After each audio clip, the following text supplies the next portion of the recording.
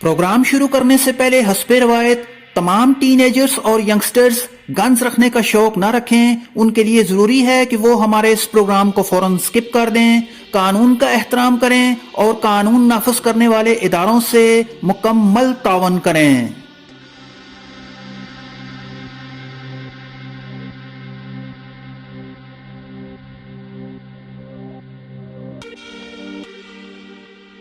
Hello दोस्तों, हमारा आज का प्रोग्राम दो ऐसी असॉल्ट राइफल्स के बारे में है जो नामी ग्रामी मानी जाती हैं। जी हाँ, AK-47 और M16, इन दोनों राइफल्स में सब मशीन गन की खसूसियात मौजूद हैं। आइए इन दोनों असॉल्ट राइफल्स के दरमियान पाए जाने वाले फ़र्क को एक्सप्लोर कर लेते हैं। हमारे इस प्रोग्राम का हरगिज़ ये मकसद नहीं है कि आप गन्स को ख़रीदें, आप गन्स को इस्तेमाल करें या फिर आप किसी भी गन्स का लाइसेंस बनाएं। हमारे इस प्रोग्राम का मकसद सिर्फ़ और सिर्फ मालूमात के बारे में है।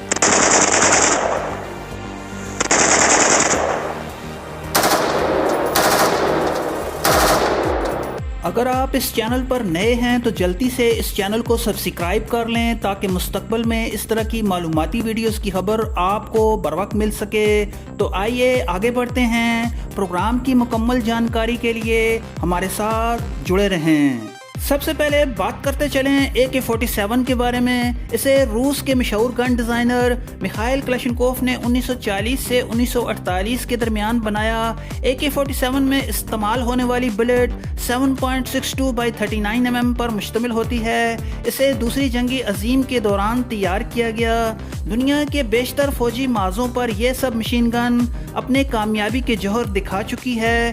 ये रूस की नेशनल गन है। इसमें gas operating tilting bull long stroke piston इस्तेमाल होता है। दोस्तों, अब तक इसके बहुत से वेरिएंट्स बन चुके हैं, जैसे कि AKS-47, AK-74, AKS-74, PKR-74, AK-103 और AK-105। अब आइए दोस्तों, M16 का एक सरसरी जायज़ा ले लेते हैं। अमेरिका के यूजीन स्टोनर ने 1960 में इस राइफल को तैयार किया। M16 में लॉन्ग स्ट्रोक के बजाय डायरेक्ट इम्पिंजमेंट इस्तेमाल होता है। इस सब मशीन गन में 5.56x45 mm का बुलेट इस्तेमाल होता है। नाजरीन, M16 के भी बहुत से वेरिएंट्स अब तक बन चुके हैं, जैसे AR-15, M16A1, M16A2, M16A3 और M16A4। मज़ीद ये कि M16 को नेटो अफवाज इस्तेमाल कर रही है।